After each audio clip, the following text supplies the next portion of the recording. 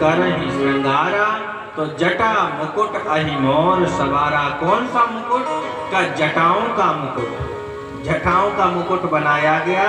जटाओं का मुकुट बनने पर, अच्छा देखिए, शिव जी ने कहा कि हमारी जटाओं का मुकुट बनाइए। जटा का मुकुट का अर्थ है कि अगर हम सोने का मुकुट भगवान से मांग लेंगे तो हमारे मन में अभिमान आ जाएगा, और जो लोग देखेंगे उनके मन में ईर्ष्या आएगी कि हमें नहीं मिला। मेरे मन में अभिमान आएगा कि यह स्वर्ण मुकुट मुझे मिला। और जब जटाओं का मुकुट रहेगा तो किसी के मन में ईर्ष्या द्वेष नहीं आएगा। क्यों नहीं आएगा?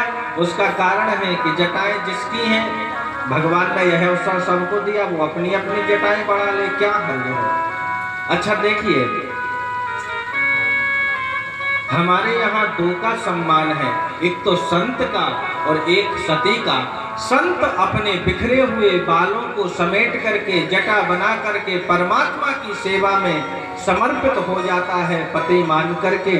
और सती का सम्मान इसलिए है कि सती अपने बिखरे हुए बालों को समेट करके पति को परमेश्वर मान करके समर्पित हो जाती है, वही उसके लिए पूजा है। इसलिए हमारे यहाँ दो का सम्मान है, सती का और संत का।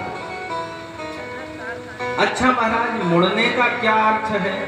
कई बार आपने देखा कि जटाओं वाले महात्माओं को भी देखा होगा, और कई बार आपने ऐसे महात्मा देखे होंगे ना उनकी दाढ़ी मूछ बाल कुछ है ही नहीं। मुड़ने का क्या अर्थ है? मुड़ने का अर्थ है कि अब मुड़ गए, जैसे पहले थे अब वैसे नहीं रहे। पर एक महात्मा तो हमसे बड़ी अच्छी बात कह रहे थे। हमने उनसे कहा कि महाराज आप मुड़ते हैं फिर भी नहीं मुड़ते, बार बार मुड़ते हैं, तो इसका क्या अर्थ हुआ? बोले आप नहीं समझेंगे, आप अभी बच्चे हैं। मैंने कैसे आप समझाएं? बोले मूड़ मुड़ाए तीन गुण, सिर की मिट जाए खाज, खावे को अट्ठों मिले लोग कहें महाराज। तो ऐसे मुड़ने का क्या अर्थ है? उनको मुड़ने में भी स्वार्थ लगता है। अच्छा बाबा, मोर तो का सर्प का मोर, अहि मोर सवारा, सर्प का मुकुट मोर। आप कल्पना करो कि अगर विवाह में आवश्यक शर्त रख दी जाए कि दूल्हा जो बन करके आ रहा है अपने सर पे सर्प को बैठा करके आवे, तो कितने विवाह स्थगित हो जाएंगे। सर्प को कौन बैठा करके जाएगा? शिवजी से किसी ने कहा कि आप सर्प को बैठा करके क्यों जा रहे हैं? तो शिवजी ने कहा कि संसार से संबंध जोड़ने तो चलो, पर यह दृष्टि में रहे कि हमारे सर पे काल सवार है, इसलिए मैं सर्प को बैठा करके जा रहा हूँ। अच्छा महाराज, कुंडल कंकन ये सब बोले सर्प सब सांप बिच्छू लपेटो। इसके लिए इसका अर्थ बाबा ने बताया कि इसका अर्थ यह है कि यह सोने के आभूषण, कंगन, हार इत्यादि सब ये संपत्ति किसी एक के पास रुकती नहीं है, सब चली जाती है। जिस प्रकार से सांप के पैर किसी को दिखाई नहीं देते हैं फिर भी वह बड़ी तेजी से सरकता हुआ चला जाता है, उसी प्रकार संपत्ति आभूषण के पैर किसी को दिखाई नहीं देते हैं, ये भी चली जाती, कभी यहाँ कभी वहाँ कभी वहाँ, इस प्रकार से निरंतर चलती रहती है। अच्छा महाराज, दूल्हे का उबटन तो होना चाहिए, हल्दी तो लगनी चाहिए दूल्हे के लिए। उबटन के लिए उबटन कैसे करें? बोले चिता भस्म का लेपन करो।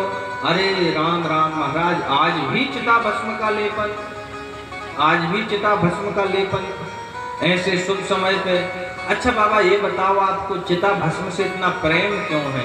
अरे बोले क्या बताएं, एक बार की बात है, हम कहीं जा रहे थे, एक गांव में किसी की मृत्यु हो गई, तो लोग उसको जलाने के लिए ले जा रहे थे शमशान में। तो वो सब, एक व्यक्ति अर्थी पर मरा हुआ व्यक्ति लेटा था, गांव वाले सब पीछे पीछे कहते जा रहे थे राम राम सत्य है, राम राम सत्य है। तो हमको लगा कि ये हमारे दल के लोग हैं, ये भी कह रहे हैं राम राम सत्य है, और मैं भी कहता हूँ सत हरि भजन जगत सब सपना। तो अपने दल के लोगों के साथ में मिल कर के रहना चाहिए। तो मैं भी अदृश्य रूप से उनके साथ में हो गया। पर आप लोगों ने ध्यान दिया होगा, जब हम लोग किसी व्यक्ति को जलाने के लिए मरघट ले जाते हैं तो जाते हुए तो सब लोग राम राम सत्य बोलते हैं, पर आते हुए तो कोई नहीं बोलता है। प्रायः लोग वहीं बोलना बंद कर देते हैं। उधर मुर्दे की काया जलती है और इधर लोगों में तरह तरह की चर्चा चलती है।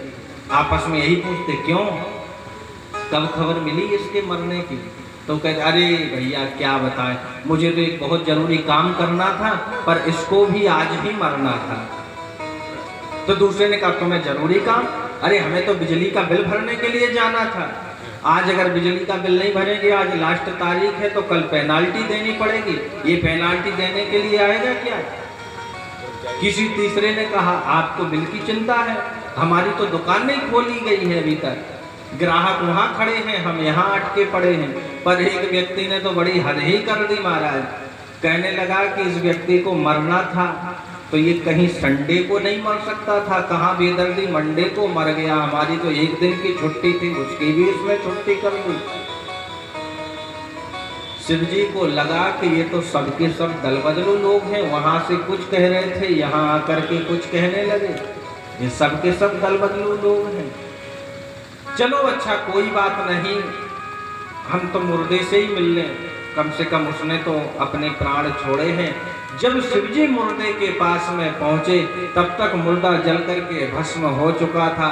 तो शिवजी ने कहा कि कोई बात नहीं, तुम्हारे मरने से लोगों का हृदय परिवर्तन ना हुआ हो तो कोई चिंता की बात नहीं है, लेकिन तुम्हारे मर जाने से राम नाम का प्रचार हुआ है, इसलिए आज से मैं तुम्हारी चिता की भस्म को ही धारण करता हूँ। इसलिए शंकर जी को चिता भस्म इतनी प्रिय है। तन विभूत पटके हरि छाल, विभूति भस्म को रमाते हैं। अच्छा महाराज वस्त्र बोले बाघंबर लपेटो, बाघंबर को लपेटा गया। अब बाघंबर रुके नहीं तो एक सर्प को उस पर बांधा गया, सर्प यानी काल। मानो शिवजी ने बताया कि यह शेर जब जंगल में था तो गर्जना करता था, बड़े बड़े लोग कांप जाते थे गर्जना के नाम से कि शेर गर्जन कर रहा है, पर यह आज मर गया है, यानी ये भी काल के ही मुख में जाएगा। काल सबका कलेवा करता है। अच्छा और महाराज सवारी, तो बोले सवारी नंदी की बैल की सवारी करेंगे। अच्छा बाबा ये बताओ कि जिन बेचारों के पास में कुछ नहीं होता है वो भी एक दो दिन के लिए किसी की मोटर गाड़ी मांग लेते हैं, आप आज भी नंदी पर बैठ करके जा रहे हैं। बोले नंदी पर बैठ करके मैं इसलिए जा रहा हूँ क्योंकि श्रीमद् भागवत कथा के अनुसार बैल धर्म का प्रतीक है और धर्म की सवारी करके ही विवाह में जाना चाहिए। धर्म की सवारी करें तब हम विवाह में पहुंचे, फिर वहां पर दहेज मांग करके अधर्म ना करें। और बैल पर बैठे तो भोले बाबा सीधे नहीं बैठे, उल्टे बैठे। अरे बाबा बड़ी दूर सवारी, बड़ी दूर यात्रा करनी है, कैसे यात्रा कर पाएंगे, आप बैल पर उल्टे बैठ रहे हैं। भोले बाबा ने कहा हम चाहे जैसे बैठे, चाहे उल्टे बैठे चाहे सीधे बैठे, बैल तो सीधा चलेगा हमारा, तो बैल तो सीधा चल ही रहा है। अच्छा एक अर्थ और है कि बारात में भगवान नारायण भी आ रहे हैं और भगवान की तरफ से पीठ हो जाए यह वैष्णव का कार्य नहीं है। गुरु ज्ञान का दीप जलाकर जग राम सियामय देखो, गुरु ज्ञान का दीप जलाकर जग राम सियामय देखो, गुरु ज्ञान का दीप जलाकर जग राम सियामय देखो, गुरु ज्ञान का दीप जलाकर जग राम सियामय देखो।